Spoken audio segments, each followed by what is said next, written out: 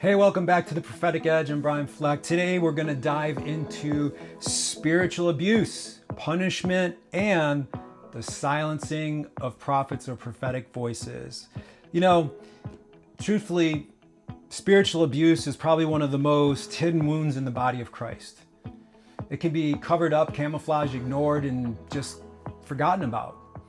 It rarely looks violent, yet the effects of spiritual abuse run really deep. It silences voices, distorts our identity, and it suffocates prophetic flow. It's true.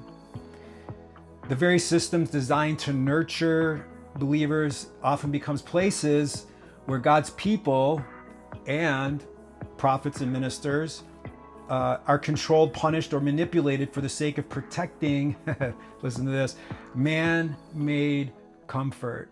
Well, that's where we come in as prophets, right? In every generation, God raises up prophets to flip over the tables, to stir up, to shake up the comfort zones and the mediocrity and the mundane.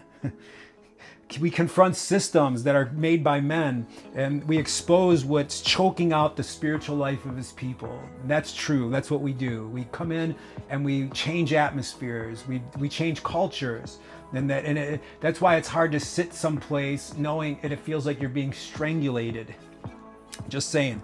In every generation, there are leaders who prefer order without obedience, structure without the spirit, and the influence without accountability. This chapter, this teaching, this time, we're going to talk about the biblical realities of spiritual abuse, why prophets uniquely collide with controlling leadership and controlling spirits, and how God vindicates those who have been mistreated. So I'm opening up with this to let you know that the next part of our series here is going to be on spiritual abuse. If you've never, I can't say if you never, because you probably have, and it doesn't feel good. I remember my pastor said to me one time that I was being abused, and by people that were training me, and he said to me, he's like, I don't like the way that they're treating you. It's borderline abusive, and it was, and eventually that season of my life ended.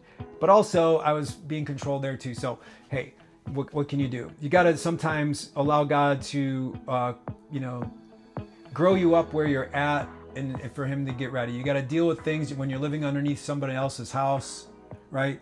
You're living under somebody else's rules. So I have a saying, my God, there was a saying when I was growing up that my dad would say, "You're living underneath my house. You're living underneath my rules." And it was true.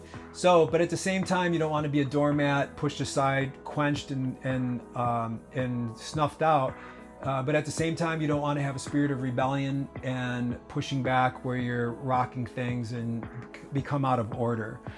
I'm a very submissive person to leadership, not in the fact that I just cower down, but I understand what it means to say yes, sir, and follow authority, and I understand authority, and I submit to authority. But again, you can't allow yourself to be abused and taken advantage of. All right, so that's what we're diving into next on the Prophetic Edge. And remember, if you're still standing, you're still called.